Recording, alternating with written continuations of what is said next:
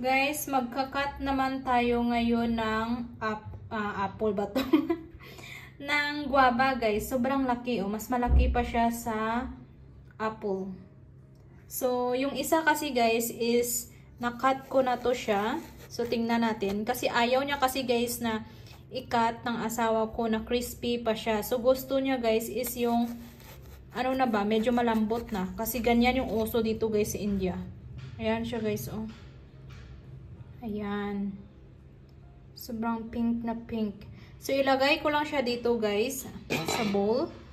Kasi ilalagyan natin yan ng mga masala na gusto niya guys. Gusto niya kasi yung may mga masala. So, titimplahan ko pa siya ng mga chili. Ayan. Pink na pink talaga siya guys. Ayan.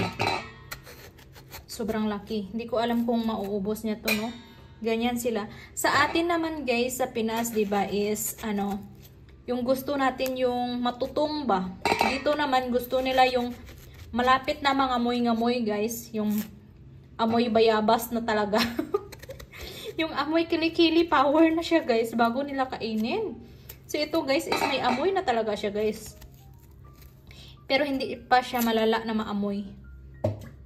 So, hiwain ko lang to siya.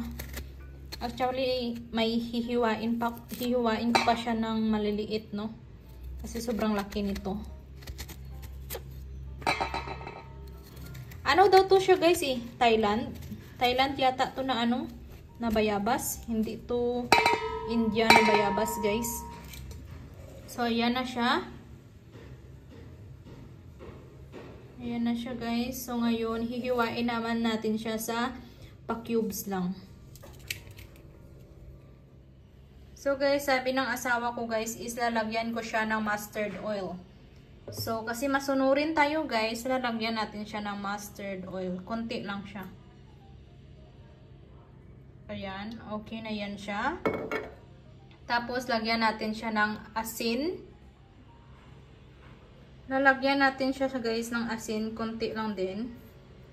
Ayan, mga ganito lang siguro karami guys. Ang ganyan lang siya karami is okay na yan siya. Tapos lalagyan din natin siya ng chili. Ang chili na ito guys is maanghang siya. So ayan. Tapos halo-haluin natin siya guys. So hahalo-haluin ko lang to siya guys gamit yung ito. Pero mas maganda siguro guys yung parang pinapatalon-talon mo siya. So patalon-talonin natin. Patalon-talon talaga. Ayan na siya guys, oh. Ganyan na siya. So, hindi ko alam kung ano lasa na nito. Kung tama na ba to guys. Ayan. Ganyan na yung itsura guys. Ayan. So, ilipat natin siya sa plato. So, guys, lalagyan pa pala to siya guys ng lemon. So, lalagyan natin kasi masunurin ako guys. So, lalagyan natin siya ng lemon. Hindi ko siya to guys titigman kasi hindi ko alam kung anong lasa na nito guys. Ay, umapaw pa. Ayan na siya guys. Ayan. Ayan na yung itsura. So, ilagay natin siya guys sa plato. So, ayan siya. Nalagay natin siya guys sa plato para parang mukhang presentable naman siya guys. Ayan. So, ayan na siya guys. Mukhang masarap. Ayan. Sarap-sarap yan.